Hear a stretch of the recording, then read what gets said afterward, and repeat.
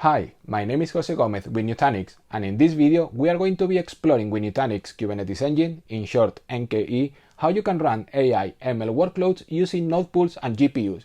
Let's get started. I've already logged into our NKE console here to save some time. We will both look at a Kubernetes cluster already set up, and then we'll add a node pool with GPU so that you can see the process. First, let's take a look at the initial cluster configuration. Every cluster has at least one node pool with one worker node as part of the initial deployment, which you cannot delete. The initial node pool has configured 8 virtual CPUs, 8 GB of memory, and 120 GB of disk space per worker node. Remember, you cannot change the node pool resources configuration afterward, but you can create additional node pools with different settings. Also, it's important to know that any new node pool deploy is bound to the same Prism cluster as the Kubernetes cluster. Let's go ahead and open the worker node pool page to know more about what options are available when working with them. This one is the initial node pool, expanded to see the hostname and IP address for the only worker. You can resize a node pool by increasing or decreasing the number of worker nodes when your applications demand more or fewer resources. We have to prepare our cluster for supporting AI ML workloads. It requires a new node pool with GPU support. This scenario is not the only candidate for using node pools. Use cases with network segmentation, CPU intensive, or memory intensive requirements are other scenarios for using node pools. Let's go ahead and add a new node pool.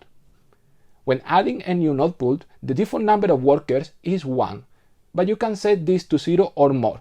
This is not the case for the initial node pool that require at least one worker for running add-ons such as the Nutanix CSI driver, monitoring, and others.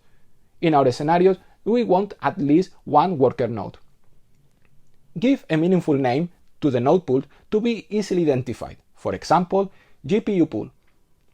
When you configure a node pool with GPUs, the node pool memory has to be set at least to 9 GB. If you don't see the GPU section, check the Kubernetes cluster you are updating is running in a Prism cluster with GPUs. Choose pass-through and configure the GPUs.